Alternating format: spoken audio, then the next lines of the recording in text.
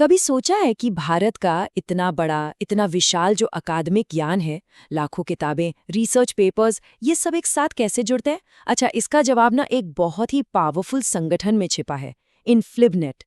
ये सिर्फ एक नाम नहीं है, समझिए कि ये वो इंजन है जो हमारे देश के ज्ञान को डिजिटल युग में, मतलब आज के जमाने में आगे बढ़ा रहा है। तो चलिए, आज इसी की कहानी को अच्छे से समझते हैं। तो आज हम क्या क्या देखने वाले हैं? सबसे पहले तो ये कि इनफ्लिबनेट आखिर है क्या। फिर ये जानेंगे कि ये लाइब्रेरीज को कौन से जबरदस्त टूल्स देता है। इसके बाद इसके कुछ बड़े बड़े डिजिटल रिसर्च प्रोजेक्ट्स पर नजर डालेंगे। और हाँ, ये भी देखेंगे कि ये हमारे एकेडमिक कम्युनिटी को कैसे जोड़ता है। और आखिर में सबसे जरूरी बात, इनफ्लिबनेट का हमारे देश पर असर क्या है। चलिए, एक एक करके इन सभी सवालों के जवाब ढूंढते हैं। ठीक है, तो चलिए सबसे पहले और सबसे बेसिक सवाल से शुरू करते हैं। आखिर ये इनफ्लिबनेट है क्या?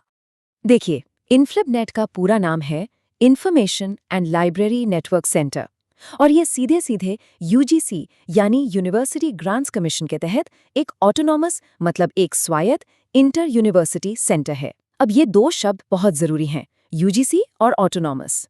यूजीसी के अंडर होने का मतलब है कि ये भारत की हायर एजुकेशन सिस्टम का एक बहुत ही जरूरी हिस्सा है, और ऑटोनॉमस होने का मतलब है कि इसे अपने काम को असरदार तरीके से करने की पूरी आज़ादी है। आइए अब कुछ फटाफट फैक्ट्स देख लेते हैं जो एग्जाम्स में अक्सर पूछे जाते हैं। तो इसकी स्थापना हुई थी साल 1991 में। इसका जो पेरेंट बॉडी है वो है यूजीसी, और इसका हेडक्वार्टर है गुजरात के गांधीनगर में। और इसका मकसद बहुत साफ था, भारत की जितनी भी लाइब्रेरीज हैं उनको मॉडर्न बनाना और एक नेटवर्क से आपस में जोड़ देना। तो सवाल ये उठता है कि इनफ्लिबनेट इतना बड़ा जो लक्ष्य है उसे हासिल कैसे करता है। चलिए अब जरा उन पावरफुल टूल्स पर नजर डालते हैं जो इसने हमारी लाइब्रेरीज को 21वीं सदी में लाने के लिए बनाए हैं।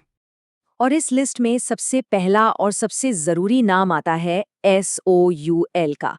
इसका पूरा नाम है सॉफ्टवेयर फॉर यूनिवर्सिटी लाइब्रेरीज।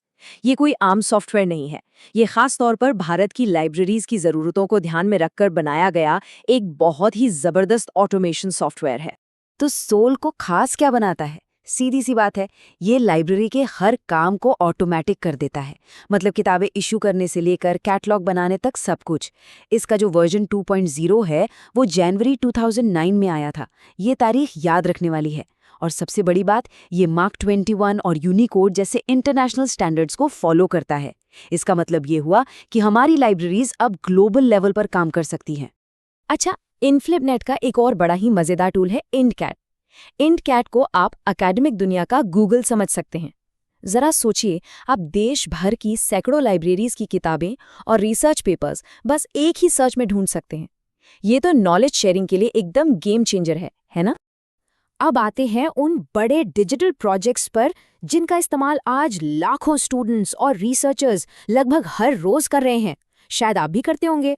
हाँ, तो शोधगंगा और शोधगंगोत्री, इन दोनों में अक्सर लोग कंफ्यूज हो जाते हैं, पर इनका अंतर बहुत ही आसान है।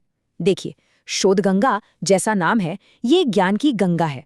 मतलब इसमें वो सारी PhD थीसिस मिलेंगी जो पूरी हो चुकी हैं, जो कंप्लीट हो चुकी हैं। और शोधगंगोत्री, जैसे गंगोत्री से गंगा निकलती है, वैसे ही यहाँ वो रिसर्च सिनॉप्सिस होते हैं जो अभी चल रहे हैं, मतलब ऑनगोइंग है। इसका फायदा ये है कि रिसर्च में कोई डुप्लीकेशन ना हो। ये टाइमलाइन कुछ बहुत ही जरूरी तारीखों को दिखाती है, इनको ध्यान से देखिएगा। दिसंबर 2003 में हमारे पूर्व राष्ट्रपति डॉक्टर APJ अब्दुल कलाम जी ने UGC इन्फोनेट को लॉन्च किया था। फिर जनवरी 2009 में आया सोल 2.0, जिसके बारे में हमने अभी बात की। और फिर दिसंबर 2015 में एक बहुत बड़ा कदम उठाया गया जब बना ई-शोध सिंधु। तो 2015 में एक बहुत बड़ा बदलाव आया, ई-शोध सिंधु बना। ये कोई छोटा मोटा प्रोजेक्ट नहीं था, ये भारत के जितने भी डिजिटल एकेडमिक रिसोर्सेज थे उनको एक साथ लाने का एक बहुत बड़ा, बहुत ही महत्वाकांक्षी प्रयास था। तो हुआ ये कि दिसंबर 2015 में 3 बड़ी योजनाओं UGC इन्फोनेट, एनलिस्ट और INDSTAICTE कंसोर्शियम, इन तीनों को मिला दिया गया और इन तीनों को मिलाकर एक बहुत बड़ा प्लेटफॉर्म बनाया गया जिसका नाम रखा गया ई-शोध सिंधु। मकसद बिल्कुल साफ था, देश के सभी हायर एजुकेशन इंस्टीट्यूट्स को हजारों ई-जर्नल्स और डेटाबेस तक एक ही जगह से एक्सेस देना। और बात यहीं खत्म नहीं होती, और भी बहुत कुछ है, जैसे ईपीजी पाठशाला जो पोस्ट ग्रेजुएट स्टूडेंट्स को बढ़िया क्वालिटी का ई कंटेंट देता है। फिर है इन्फोपोर्ट जो इंडियन इलेक्ट्रॉनिक रिसोर्सेज के लिए एक गेटवे की तरह काम करता है। एक आयर एट इन्फ्लिबनेट भी है जो इन्फ्लिबनेट के खुद के पब्लिकेशंस का भंडार है।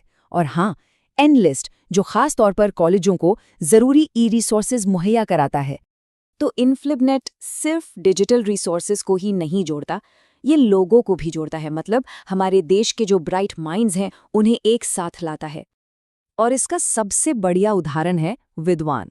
ये एक एक्सपर्ट डेटाबेस है, समझिए एक तरह की डायरेक्टरी जहां देश भर के साइंटिस्ट, रिसर्चर्स और प्रोफेसर्स की प्रोफाइल मौजूद है। तो इसके जरिए किसी भी सब्जेक्ट के एक्सपर्ट को ढूंढना और उनसे कोलैबोरेशन के लिए कांटेक्ट करना बहुत ही आसान हो जाता है।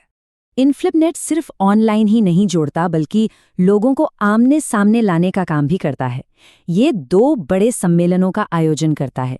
एक है कैलिबर जो एक इंटरनेशनल लेवल की कॉन्फ्रेंस है, और दूसरा है प्लानर जो खास तौर पर 2003 में नॉर्थ ईस्ट रीजन की लाइब्रेरीज में ऑटोमेशन को बढ़ावा देने के लिए शुरू किया गया था।